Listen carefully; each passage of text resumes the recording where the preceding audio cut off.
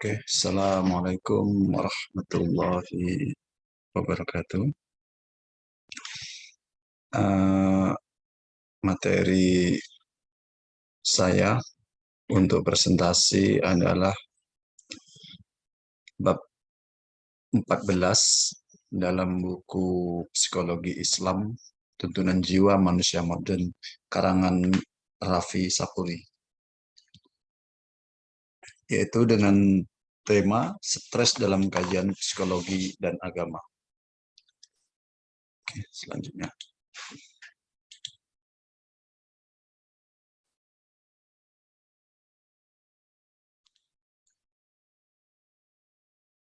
Pertama, peran agama diriwayatkan dalam hadis riwayat Muslim. Dunia penjara bagi mukmin dan surga bagi orang kafir. Maksud dari hadis ini adalah bahwa dunia itu adalah penjara bagi orang mukmin dan surga bagi orang kafir. Karena di dunia itu adalah tempatnya manusia berbuat silap. Tempatnya manusia berbuat dosa, tempatnya manusia berbuat kesalahan. Maka yang berbuat kesalahan itu adalah orang-orang yang merugi. Jadi bagi orang mukmin, dunia ini adalah sebuah penjara. Bagaimana dia mau keluar, bagaimana dia terasa terkungkung, maka dia harus mengikuti peran agama dalam kehidupannya. Selanjutnya, jika pekerjaan itu diemban dengan baik, bahkan dilakukan dengan senang hati, maka ia tidak dikatakan stres, melainkan disebut eustress. Nah, jadi pekerjaan itu harus dilakukan dengan kesadaran diri yang kuat, maka dia akan tidak menjadikan sebuah stres, melainkan dia akan disebut eustress. Eustress di sini adalah stres yang tidak memberikan dampak buruk pada kesehatan mental dan justru berguna untuk menjaga kesehatan.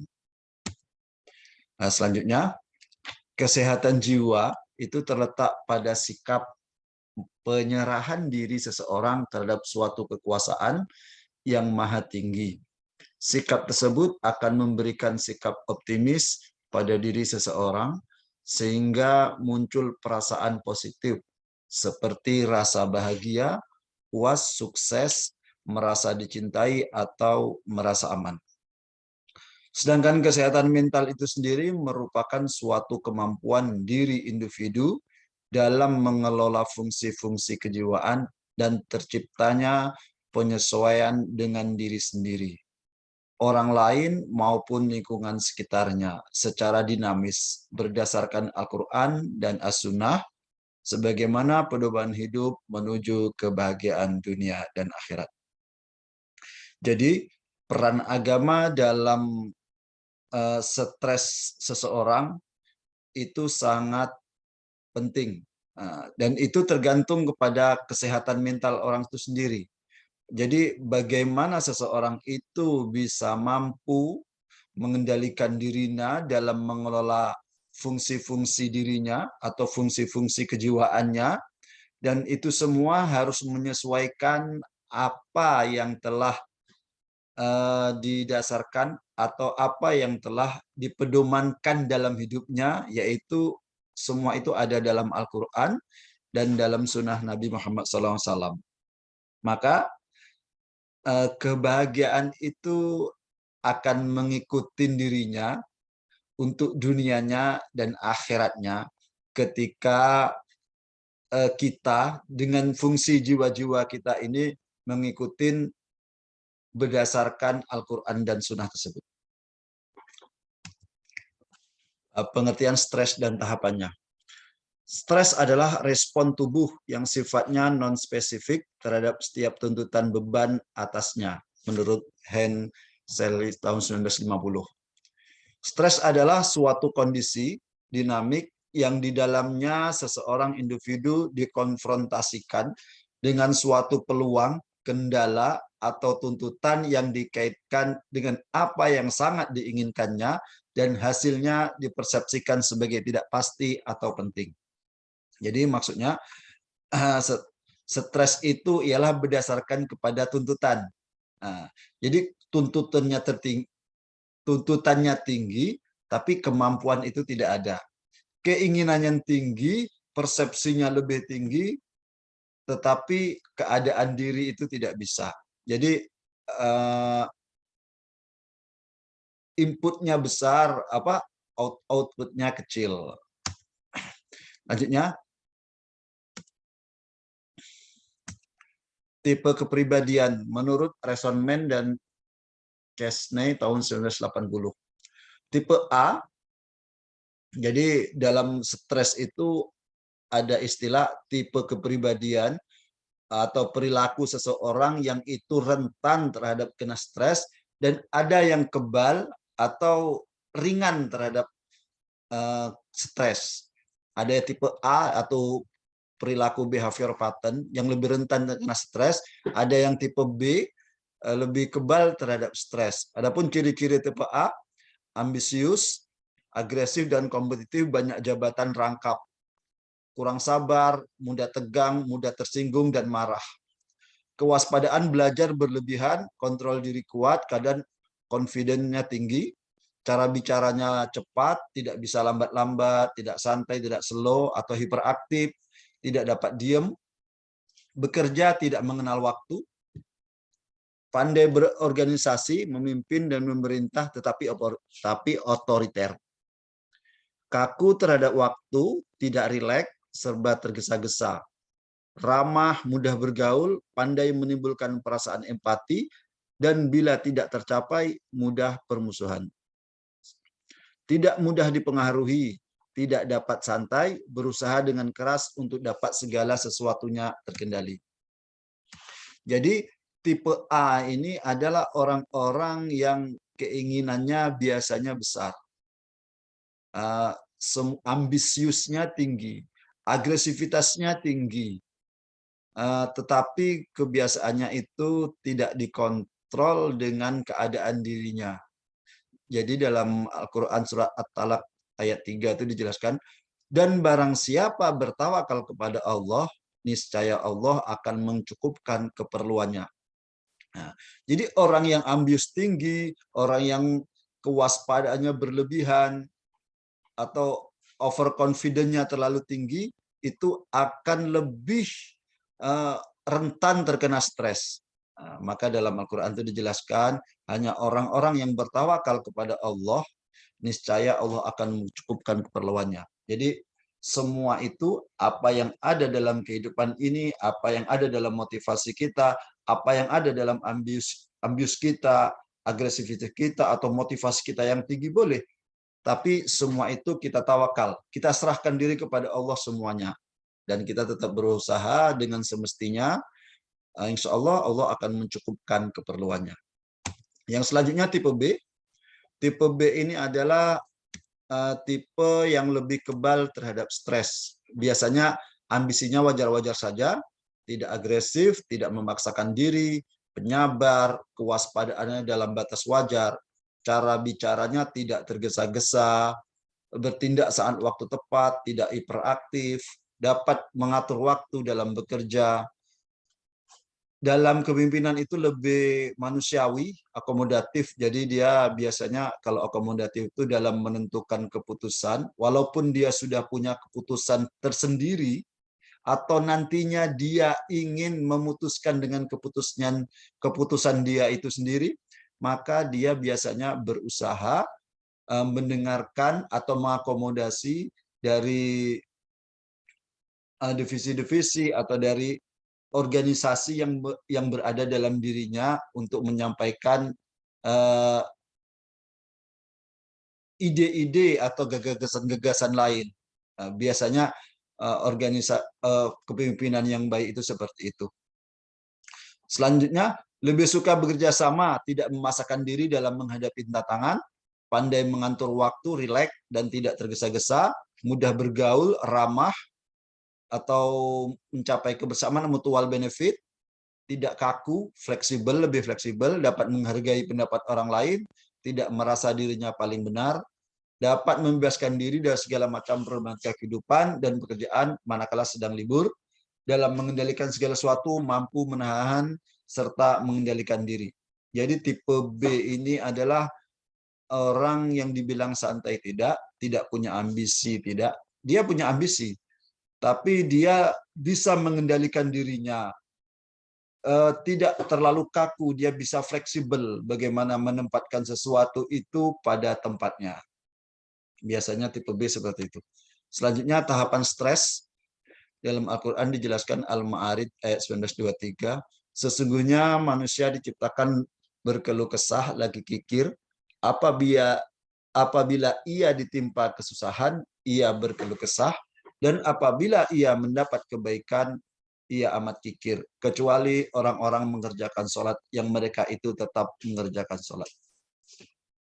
Jadi dalam Al-Quran ini, surah Al-Ma'arij 1923 ini dijelaskan bagaimana manusia itu diciptakan oleh Allah, itu kodratnya memang berkeluh kesah. Apabila dia beri kesusahan, apabila dia dibeli kehidupan yang tidak sesuai dengan apa yang diinginkan, itu pasti berkeluh kesah. Dan apabila ia mendapat kebaikan, kadang ia agak bakhil, dia agak tamak, dia kikir, dia agak sombong. Tapi ada kecualinya, yaitu orang-orang yang mengerjakan sholat. Yang mereka itu tetap mengerjakan sholat. Maksudnya mereka mengerjakan sholat dengan betul, dengan tertib. Makanya kehidupan manusia itu tanpa sholat, maka tidak ada kebahagiaan dalam dirinya. Selanjutnya ada tahapan stres menurut Dr. Robert J. Van Amberg. Itu ada sampai 6 tahapan.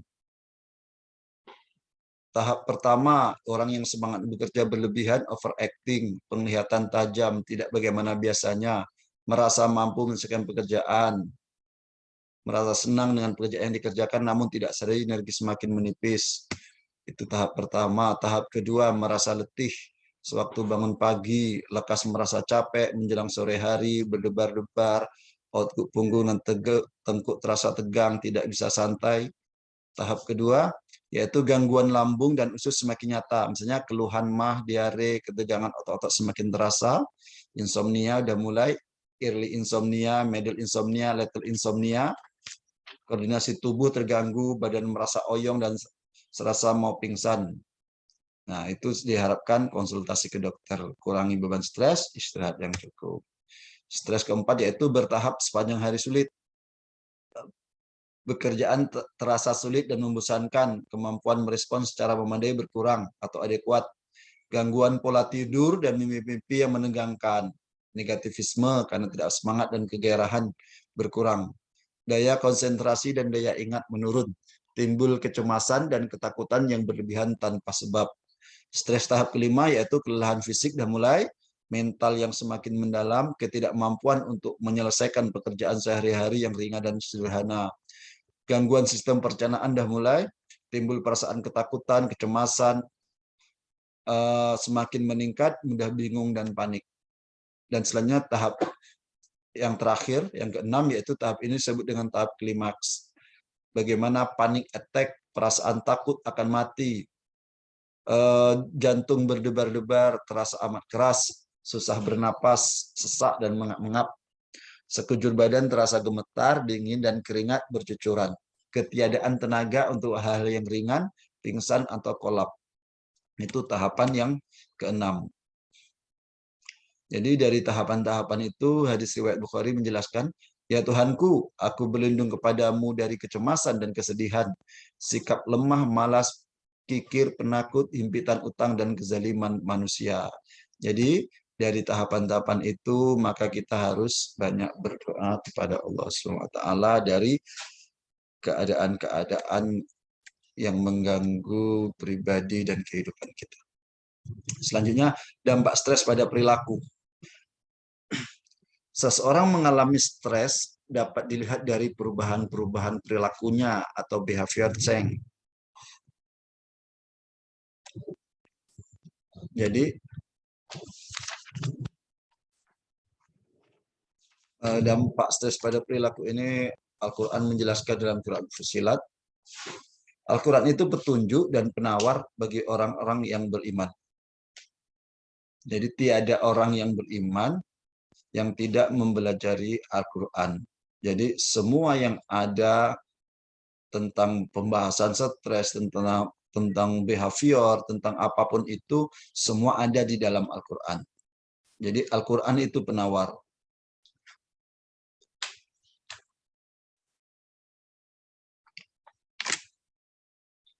Dalam hadis Rasulullah dijelaskan juga, sesungguhnya Allah SWT apabila menghendaki kebaikan pada seseorang, maka ia akan mempercepat siksanya di dunia. Dan apabila Allah menghendaki keburukan pada hamba, maka Allah akan menunda siksa tersebut hingga ia dibangkitkan pada hari kiamat dengan membawa dosanya. Jadi dampak stres dalam perilaku ini akan muncul pada perubahan-perubahan dalam dirinya. Biasanya gangguan seksual, gangguan dalam perasaan, atau gangguan-gangguan dalam dirinya itu mulai muncul.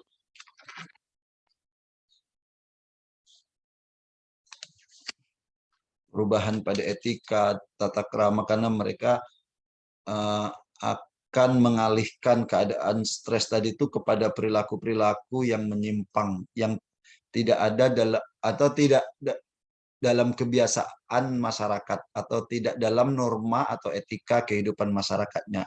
Mabuk-mabukan, biasanya merokoknya berlebihan, atau berat badannya sudah mulai berlebihan, pola makannya tidak teratur, dan sebagainya. Selanjutnya, reaksi tubuh apabila mengalami stres. Hadis riwayat Muslim menjelaskan tidak seorang Muslim ditimpa suatu kesulitan, kesusahan, sakit, atau kesedihan hingga duka cita yang meresahkan dirinya kecuali Allah menghapus bagian keburukan. Jadi reaksi tubuh yang mengalami stres itu pertama rambut mulai berwarna coklat-coklatan dan kusam, ubanan dan rontok. Kalau mata menjadi kabur akibat otot-otot bola mata menjadi kendur, telinga pendengaran udah berkurang, daya pikir udah mulai berkurang, ekspresi wajah udah tegang, serius, tidak bisa santai, kedutan udah banyak, mulut sering kering, tenggorokan susah menelan, kulit terasa panas, dingin atau keringat berlebihan, gatal-gatal, biduran, sistem pernapasan terasa sesak dan berat jika bernapas, sistem kardiovaskular, jantung berdebar, pembuluh darah melebar, sistem pencernaan, lambung terasa kembung, mual, dan pedih. Itu yang di reaksi tubuh apabila mengalami stres.